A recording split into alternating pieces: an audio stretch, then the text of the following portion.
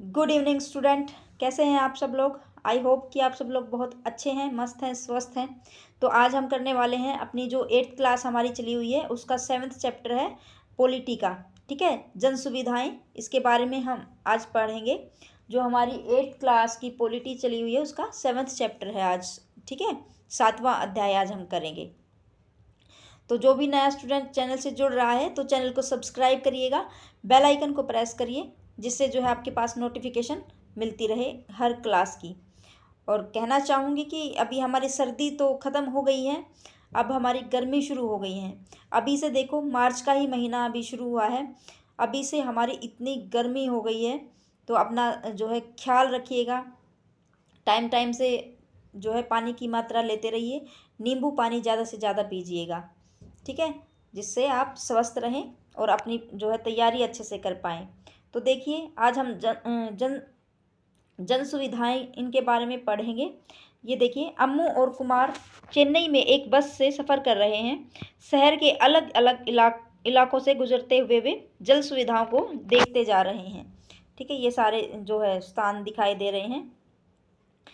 ठीक है, तो चलिए यहाँ से शुरू है। हमारी फर्स्ट हेडिंग है चेन्नई के लोग और पानी। उसके बारे में हम पढ़ेंगे कि चेन्नई के वहाँ के लोग और उनके वहाँ पे पानी की जो सुविधाएं हैं इनके बारे में देखेंगे।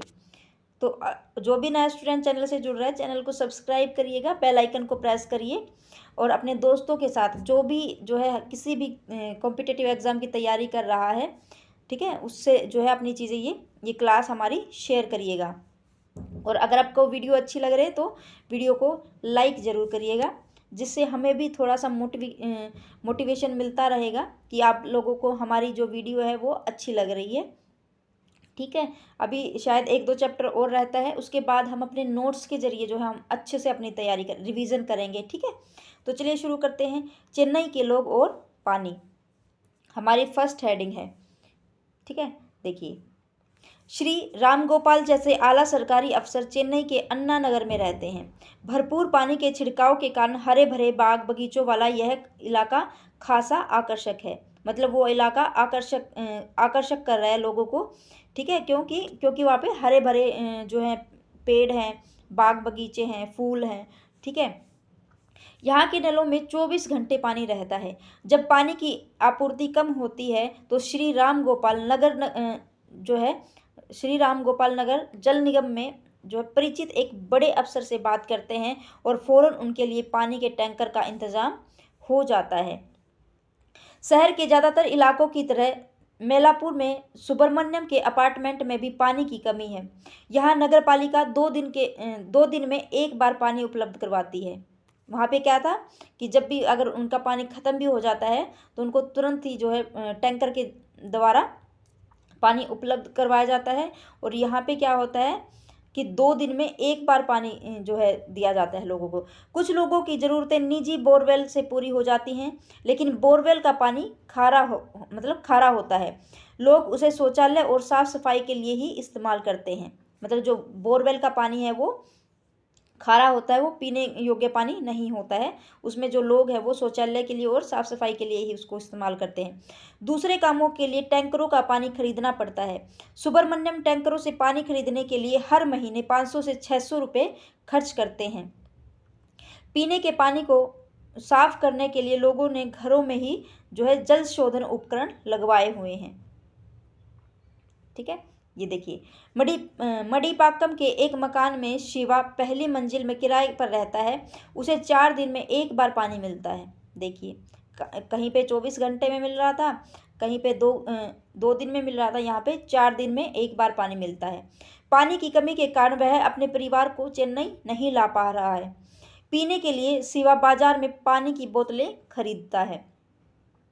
पद्मा घरेलू नौकरानी है। वह सेदापेट में काम करती है और पास ही एक झुग्गी बस्ती में रहती है। उसकी झुग्गी का किराया जो है 650 रुपये माहवार है। महीने के 650 रुपये हैं। उसकी झुग्गी में न तो शौचालय है और न ही जो है पानी का अन्य स्रोत है। इस तरह की 30 झुग्गियों के लिए कोने में एक ही मतलब नल लगाया गया है। इस नल में रोज़ 20 मिनट के लिए एक बोरवेल से पानी आता है। इस दौरान एक परिवार को ज़्यादा से ज़्यादा 3 बाल्टियाँ भरने का मौका मिलता है। इसी पानी को लोग जो है नहाने के लिए, कपड़े धोने के लिए, पीने के लिए, इन चीज़ों के लिए इस्तेमाल करते हैं, सिर्फ 3 बाल्टी पानी। गर्मियों में पानी इतना कम हो जाता है कि कई परिवारों को पानी ही नहीं मिल पाता। उन्हें टैंकरों को का जो है घंटों इंतज़ार करना पड़ता है।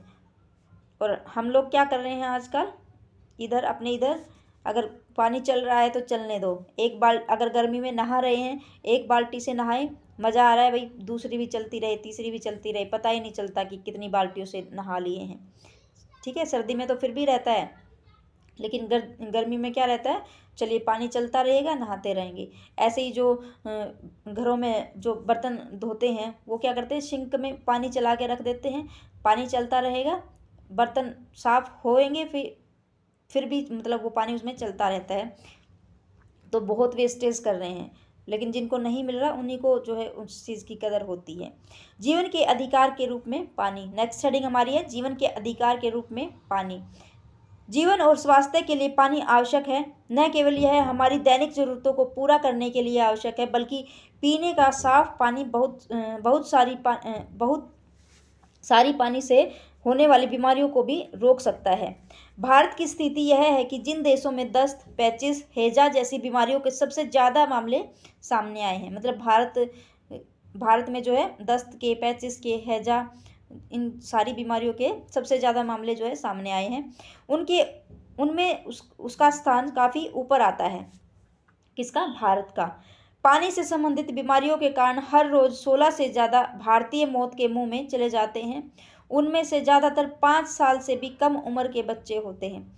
अगर लोगों के पास पीने का पानी सहज रूप से उपलब्ध हो तो इन मौतों को रोका जा सकता है।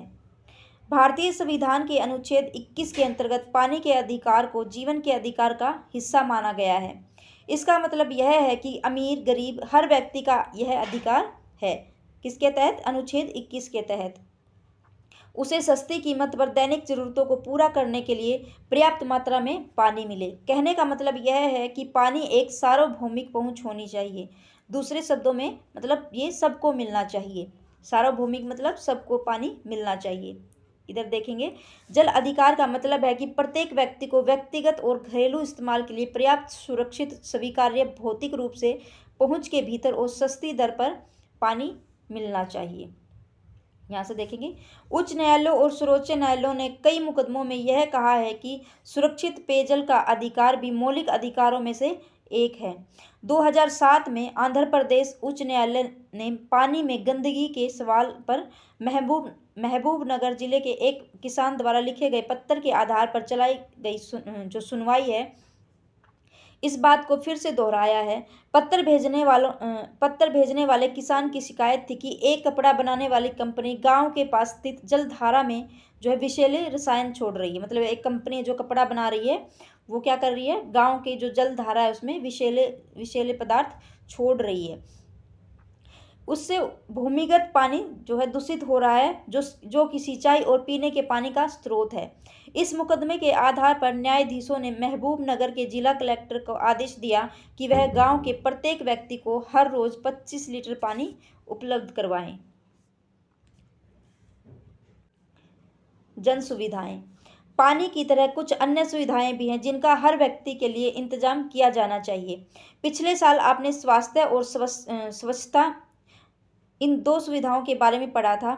इसी तरह बिजली, सार्वजनिक परिवहन, विद्यालय और कॉलेज भी अनिवार्य चीज़ें हैं।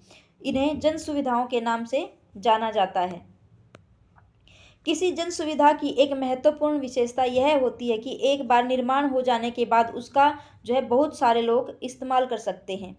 मसलन अगर गांव में एक स्कूल बना दिया जाए तो उससे जो है बहुत सारे बच्चों को शिक्षा मिलती है। इसी तरह किसी इलाके में बिजली की आपूर्ति बहुत सारे लोगों के लिए फायदेमंद हो सकती है। किसान अपने खेतों की सिंचाई के लिए जो है पंप सेट चला सकते हैं। लोग बिजली से चलने वाली छोटी मोटी वर्कशॉप खोल सकते हैं। विद्यार्थियों को पढ़ने लिखने में आसानी हो सकती है और किसी न किसी तरीके से गांव के अधिकांश लोगों को फायदा होता है। ठीक है, देखिए यहाँ से देखेंगे, भारतीय संविधान 6 से 14 वर्ष की आयु के सभी बच्चों को शिक्षा के अधिकार की गारंटी देता है।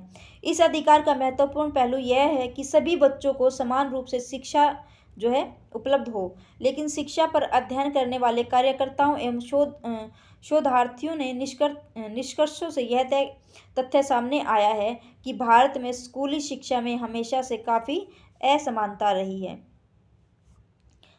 नेक्स्ट हेडिंग हमारी है, एक सेकेंड, सरकार की क्या भूमिका है इसके बारे में।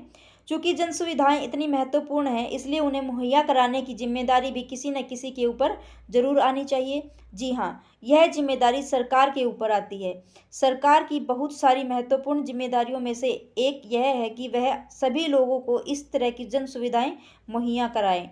आइए इस बात को समझें कि यह जिम्मेदारी सरकार और केवल सरकार को ही जो है क्यों उठानी चाहिए। हम देख चुके हैं कि निजी कंपनियां जो है मुनाफे के लिए चलती हैं। कक्षा 7 की पुस्तक में हमने पढ़ा था कि बाजार में एक कमीज अध्याय, इसमें हम पढ़ चुके हैं ज़्यादातर जन सुविधाएं में मुनाफे की गुंजाइश नहीं होती। उदाहरण के लिए नालियों को साफ रखने या मलेरिया रोधी अभियान चलाने के लिए किसी कंपनी को क्या मुनाफा हो सकता है। फलस्वरूप कोई निजी कंपनी इस तरह के कामों में दिलचस्पी नहीं लेगी। लेकिन स्कूल और अस्पताल जैसी कुछ जन सुविधाओं में निजी कंपनियों को दिलचस्पी हो सकती है। हमारे पास इस आशय के बहुत सारे उदाहरण हैं। अगर आप शहर में रहते हैं तो आपने कई जगह निजी कंपनियों को टैंकरों या सीलबंदी बोतलों के जरिए पानी की आपूर्ति करते हुए देखा होगा। ऐसी स्थितियों में निजी कंपनियां जन सुविधा तो मुहैया कराती हैं, लेकिन उनकी कीमत इतनी ज़्यादा होती है कि चंद लोग ही उन्हें उसका खर्चा उठा पाते हैं। यह सुविधा सस्ती दर पर सभी लोगों के लिए उपलब्ध नहीं होती। जितना खर्च करेंगे लोग उसके मुताबिक ही सुविधाएं पाएंगे। यदि यह सामान्य नियम बन जाए तो बड़ी मुश्किल होगी। इसका नतीजा यह होगा कि जो इन सुविधाओं के एवज में खर्च नहीं कर पाएंगे वे सम्मानजनक जीवन जीने से वंचित रह जाएंगे।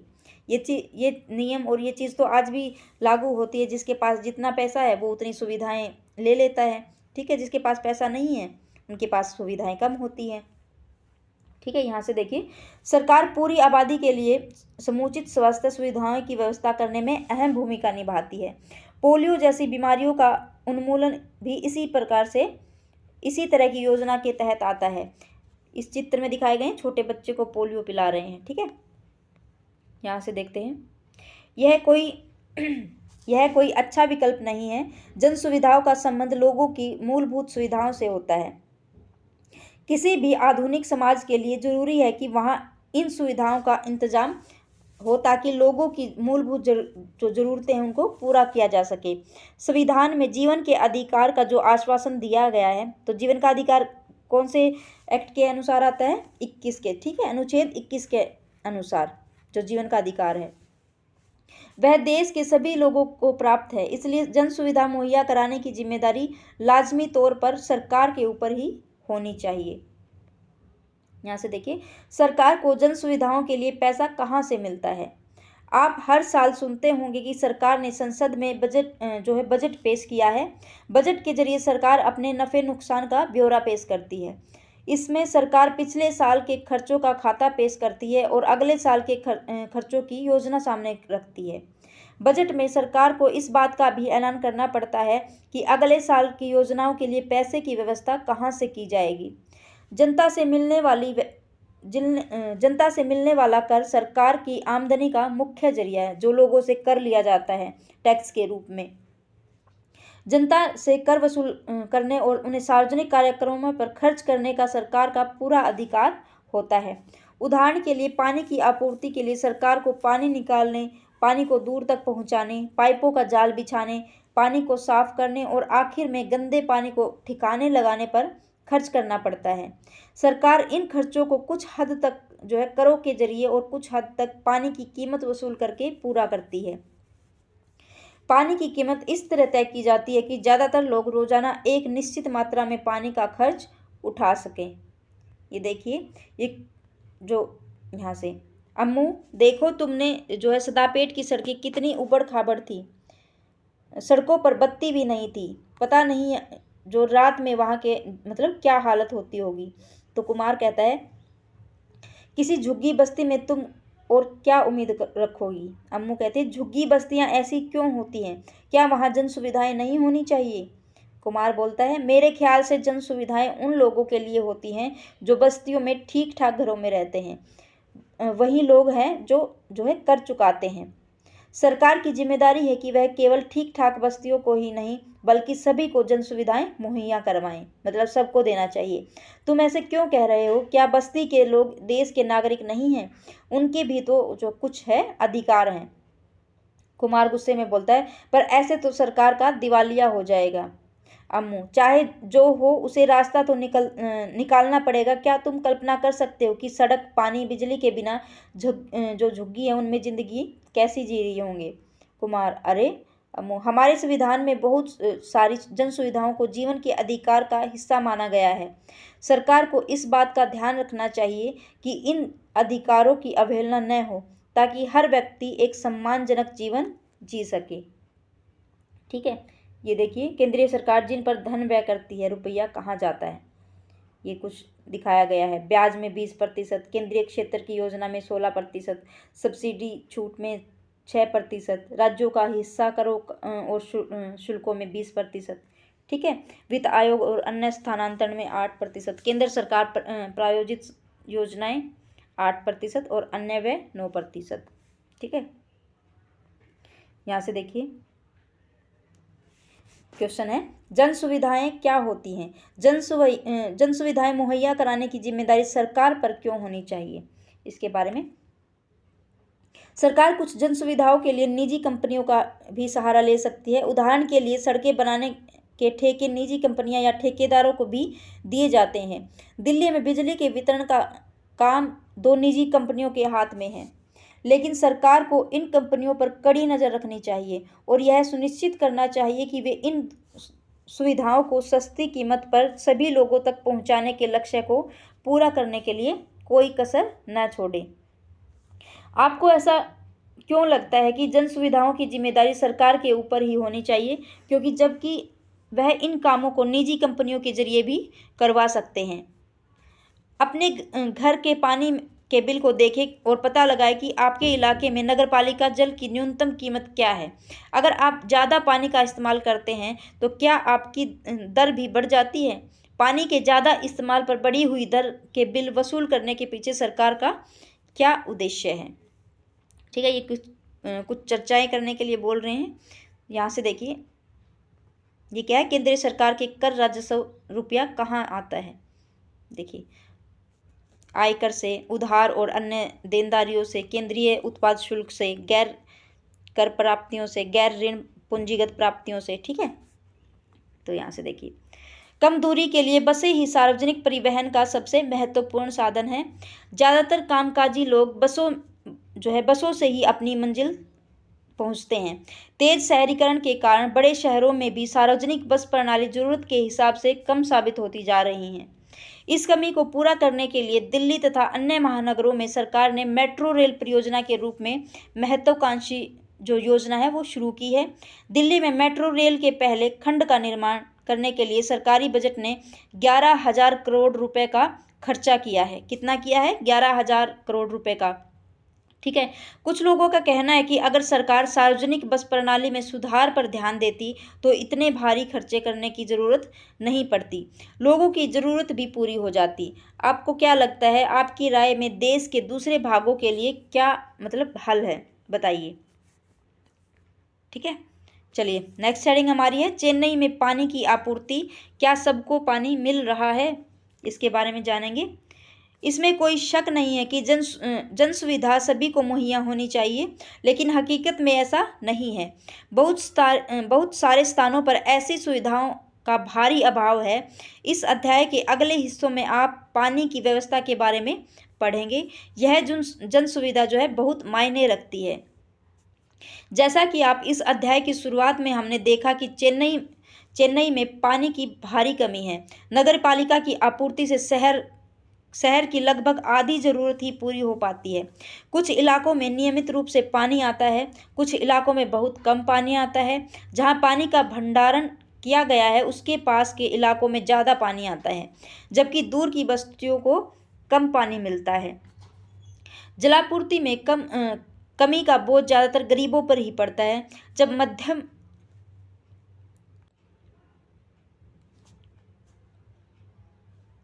जब मध्यम वर्ग के लोगों के सामने पानी की जो है किल्लत पैदा हो जाती है, तो इस वर्ग के लोग ज़्यादा जो है आसानी से जो है इसका हल ढूंढ लेते हैं। वे बोरवेल खोदकर, टैंकरों से पानी खरीद कर या बोतल बंद पानी खरीद कर अपना काम चला लेते हैं। पानी की उपलब्धता के अलावा कुछ ही लोग ही सुरक्षित पेयजल तक पहुंच सकते हैं। यह इस पर निर्भर करता है कि कोई व्यक्ति कितना खर्च करता है। इस तरह संपन्न तबके के पास ही ज़्यादा विकल्प होते हैं। वे बोतलबंद पानी और जल शोधक उपकरणों के सहारे साफ पानी का इंतजाम कर सकते हैं। इस मद में खर्च कर सकने के कारण उन्हें साफ पानी मिल जाता है, परंतु गरीब जो हैं इस सुविधा से वंचित रह जाते हैं। लिहाजा ऐसा लगता है कि जिन लोगों के पास पैसा है उन्हीं के पास पानी का अधिकार है। यह स्थिति पर्याप्त और स्वच्छ पेयजल उपलब्ध कराने के लक्ष्य से बहुत दूर है। ये देखिए, ग्रामीण इलाकों में मनुष्यों और मवेशियों दोनों के लिए पानी की ज़रूरत पड़ती है। यहाँ कुआं, हैंडपंप, तालाब और कभी कभार छत पर स्थित टंकियों में पानी मिलता है। इनमें से ज़्यादातर निजी स्वामित्व में है। शहरी इलाकों के मुकाबले ग्रामीण इलाकों में सार्वजनिक जलापूर्ति का और भी ज़्यादा अभाव रहता है। यहाँ से देखिए, किसानों में जो किसान हैं उनसे भी पानी छीनना। देखिए, पानी की कमी ने निजी कंपनियों के लिए मुनाफे के नए रास्ते खोल दिए हैं। बहुत सारी निजी कंपनियां शहर के आसपास के इलाकों में पानी खरीदकर शहरों में बेचती हैं। चेन्नई में मामंदूर, पालूर, कारुनगिजी जैसे जो है कस्बों और शहर के उत्तर में स्थित गांव में पानी लाया जाता है। 13,000 से ज़्यादा टैंकर इस काम में लगे हुए हैं। हर महीने पानी के व्यापारी किसानों को पेशगी रकम देते हैं ताकि वे किसानों की जमीन से पानी निकाल सके। इस तरह न केवल खेती का पानी छिन जाता है, बल्कि गांव के लिए पीने के पानी की आपूर्ति भी कम पड़ने लगती है। नतीजा यह है कि इन सारे कस्बों और गांव में भूमिगत जल स्तर बहुत बुरी तरह जो है गिर चुका है। यहाँ से देखिए, विकल्पों की तलाश। चेन्नई की स्थिति जो है कोई अनूठी नहीं है। गर्मियों के महीनों में पानी की कमी का यह हाल देश के दूसरे शहरों में भी दिखाई देने लगता है। नगरपालिका की जलापूर्ति में कमी से निपटने के लिए निजी कंपनियां ज़्यादा से ज़्यादा इलाकों में फैलती जा रही है। ये कंपनियां अपने मुनाफे के लिए पानी बेचती है। पानी के इस्तेमाल से भी ज़बरदस्त है गैर बराबरी दिखाई देती है।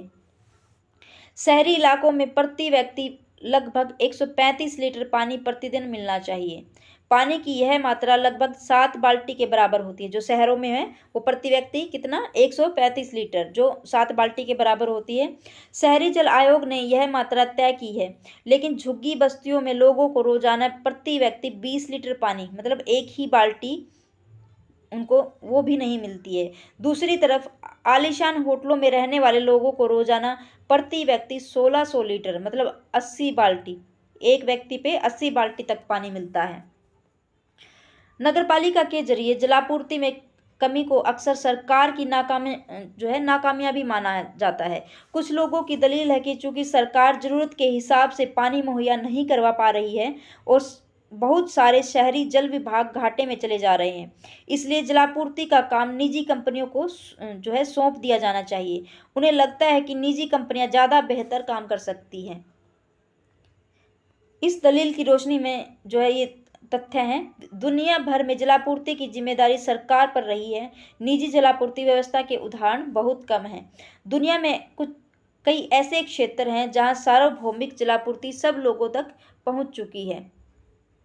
ये देखिए, पोर्तो एलेग्रे में सार्वजनिक जलापूर्ति। पोर्तो एलेग्रे ब्राज़ील का एक शहर है। इस शहर में बहुत सारे लोग गरीब हैं, लेकिन गौर करने वाली बात यह है कि दुनिया के दूसरे ज़्यादातर शहरों के मुकाबले यहाँ शिशु मृत्यु दर जो है बहुत कम है। यहाँ नगर निगम जल विभाग के सभी लोगों को स्वच्छ पेयजल मुहैया कराया गया है। शिशु मृत्यु दर में गिरावट के पीछे यह सबसे बड़ा कारण है। यहाँ पानी की औसत कीमत कम रखी गई है और गरीबों से केवल आधी कीमत ली जाती है। विभाग को जो भी फायदा होता है उसका इस्तेमाल जलापूर्ति में सुधार के लिए किया जाता है। जल विभाग का काम पारदर्शी ढंग से चलता है। विभाग को कौन सी योजनाएं हाथ में लेनी चाहिए इस बारे में लोग मिलकर तय करते हैं। जनसभाओं में जनता प्रबंधकों का पक्ष सुनती है और जो है जल विभाग की प्राथमिकताएं तय करने के लिए वोट के जरिए फैसला लेती है। ठीक है, यहाँ देखिए जहां जलापूर्ति की जिम्मेदारी निजी कंपनियों को सौंपी गई है, ऐसे कुछ मामलों में पानी की कीमत में भारी इजाफा हुआ है। इस कारण वहां बहुत सारे लोगों के लिए पानी का खर्चा उठाना असंभव हो गया, मतलब संभव नहीं हुआ है, असंभव हो गया है। ऐसे शहरों में लोगों के विशाल प्रदर्शन हुए हैं। बोलीविया आदि देशों में तो दंगे भी फैल गए हैं, जिसके दबाव में सरकार को जलापूर्ति व्यवस्था निजी हाथों से छीन कर दोबारा अपने हाथों में लेनी पड़ी। मतलब जो भी उनको निजी उनको सरकार को जो निजी हाथों में दे रखी थी वो जिम्मेदारी पानी की उन्होंने दोबारा अपने हाथों में ले ली। ठीक है, भारत में सरकारी जल विभाग की सफलता के कई उदाहरण रहे हैं, लेकिन ये उदाहरण कम हैं और उनकी सफलता कुछ क्षेत्रों में ही सीमित दिखाई देती है। मुंबई का जलापूर्ति विभाग अपने खर्चों को पूरा करने के लिए जल शुल्क के जरिए पर्याप्त पैसा जुटा लेता है। हाल ही के एक रिपोर्ट से पता चलता है कि हैदराबाद में जल विभाग के दायरे में इजाफा हुआ है और उसकी आमदनी बढ़ी है। चेन्नई में जल विभाग ने वर्षा जल संचय के लिए कई योजनाएं शुरू की हैं ताकि भूमिगत जल स्तर में सुधार लाया जा सके। वहां पर पानी की ढुलाई और वितरण के लिए निजी कंपनियों की भी सेवाएं ली जा रही हैं, लेकिन पानी के टैंकरों की दर सरकारी जलापूर्ति विभाग ही तय करता है और वहीं उन्हें काम करने की इजाज़त देता है। इसलिए इन टैंकरों को जो है अनुबंधित कहा जाता है। क्या कहा जाता है? अनुबंधित। ठीक है, देखिए मुंबई की उपनगरीय रेलवे एक अच्छी सार्वजनिक परिवहन प्रणाली है। यह दुनिया की सबसे घना यातायात मार्ग है। यह रेलवे हर रोज 65 लाख यात्रियों को एक जगह से दूसरी जगह ले जाती है। 300 किलोमीटर से भी ज़्यादा लंबे नेटवर्क पर चलने वाली इन स्थानीय ट्रेनों के जरिए दूर दूर तक रहने वाले लोग भी शहर में काम ढूंढने आते हैं। इस बात पर गौर करिए कि शहरों में रहन सहन की भारी लागत के कारण साधारण मेहनतकश लोग जो है शहर में नहीं रह सकते। ये देखिए स्वच्छता संबंधी सुविधाओं का विस्तार। हमारे लिए पाखाने शौचालय हैरानी की बात है। उसने जो है हैरानी से कहा, हम तो बाहर खुले में जाकर अपना काम निपटा लेते हैं, लैट्रिन तो तुम्हारे जैसे बड़े लोगों के लिए होती है। अछूतों की शिकायत को याद करते हुए महात्मा गांधी का वक्तव्य। राजकोट स्वच्छता समिति जो है 1896 में पीने के साफ पानी के अलावा यह भी जरूरी है कि पानी से फैलने वाली बीमारियों को रोकने के लिए स्वच्छता का ध्यान रखा जाए। लेकिन भारत में स्वच्छता सुविधाओं का दायरा तो जलापूर्ति से भी छोटा है। मतलब जो स्वच्छता सुविधाएं हैं वो जलापूर्ति से भी कम है। ठीक है, 2011 में सरकारी आंकड़ों से पता चलता है कि भारत के 87% परिवारों के पास पेयजल की सुविधाएं उपलब्ध है, जबकि स्वच्छता सुविधाएं जो हैं घर के भीतरी जो शौचालय बनाए गए हैं उसमें 53% परिवारों में ही उपलब्ध हैं। जहां भी ग्रामीण और शहरी इलाकों के गरीबों की स्थिति ज़्यादा कमजोर दिखाई देती है। गैर सरकारी संगठन सुलभ इंटरनेशनल पिछले लगभग 5 दशक से निम्न जाति निम्न आय वर्ग लोगों के लिए सामने मौजूद स्वच्छता के अभाव की समस्या से निपटने के लिए कोशिश कर रहा है। इस संगठन ने 8,500 से ज़्यादा सामुदायिक शौचालय इकाइयों और 15 लाख से ज़्यादा घरेलू शौचालय बनाए हैं। इससे जो है 2 करोड़ लोग इन सुविधाओं का लाभ उठा रहे हैं। सुलभ की सुविधाओं का इस्तेमाल करने वाले ज़्यादातर गरीब मेहनतकश वर्ग के लोग हैं। सुलभ ने सरकारी पैसे से शौचालय इकाइयां बनाने के लिए नगर पालिकाओं का या अन्य स्थानीय निकायों के साथ अनुबंधन भी किए हैं। स्थानीय विभाग इन सेवाओं की स्थापना के लिए जमीन और पैसा मुहैया कराते हैं, जबकि रखरखाव की लागत कई बार प्रयोक्ताओं से मिलने वाले पैसे से पूरी हो जाती है। शहरों में शौचालय के इस्तेमाल पर जो है 2 रुपये जो है शुल्क दिया जाता है। अगली बार जब आप सुलभ शौचालय को देखेंगे तो खुद यह जानेंगे कि शौचालय कैसे होते हैं। अब तो सबको पता है, ठीक है। चलिए, कि देखिए, भारत सरकार के स्वास्थ्य और पारिवारिक कल्याण मंत्रालय के अनुसार ग्रामीण घरेलू विद्युतीकरण जो है 96% है। निष्कर्ष क्या निकलता है? जन सुविधाओं का संबंध हमारी बुनियादी जरूरतों से होता है। भारतीय संविधान में पानी, स्वास्थ्य, शिक्षा आदि अधिकारों को जीवन के अधिकार का हिस्सा माना गया है। इस प्रकार सरकार की यह एक अहम जिम्मेदारी है कि वह प्रत्येक व्यक्ति को पर्याप्त जन सुविधाएं मुहैया करवाएं। लेकिन इस मोर्चे पर संतोषजनक प्रगति नहीं हुई है। आपूर्ति में जो है कमी और वितरण में भारी असमानता दिखाई देती है। महानगरों और बड़े शहरों के मुकाबले कस्बों और गाँव में इन सुविधाओं की स्थिति को भी खराब है, जो है और भी खराब है। संपन्न बस्तियों के मुकाबले गरीब बस्तियों में सेवाओं की स्थिति कमजोर है। इन सुविधाओं को निजी कंपनियों के हाथ में सौंप देने से समस्या हल होने वाली नहीं है। किसी भी समाधान में इस महत्वपूर्ण तथ्य को जो है नज़रअंदाज नहीं किया जा सकता कि देश के प्रत्येक नागरिक को इन सुविधाओं को पाने का जो है अधिकार है और उसे ये सुविधाएं जो है समतापरक ढंग से मिलनी चाहिए। तो चलिए स्टूडेंट, जो आज हमारा 7th चैप्टर था जन सुविधा, वो आज हमारा ख़त्म होता है। 8th क्लास की जो पॉलिटी है उसका 7th चैप्टर ये भी हमारा समाप्त होता है। तो चलिए मिलते हैं हम अपनी नेक्स्ट वीडियो में। अगर आपको वीडियो अच्छी लगे तो वीडियो को लाइक करें, चैनल को सब्सक्राइब करें। Thanks for watching.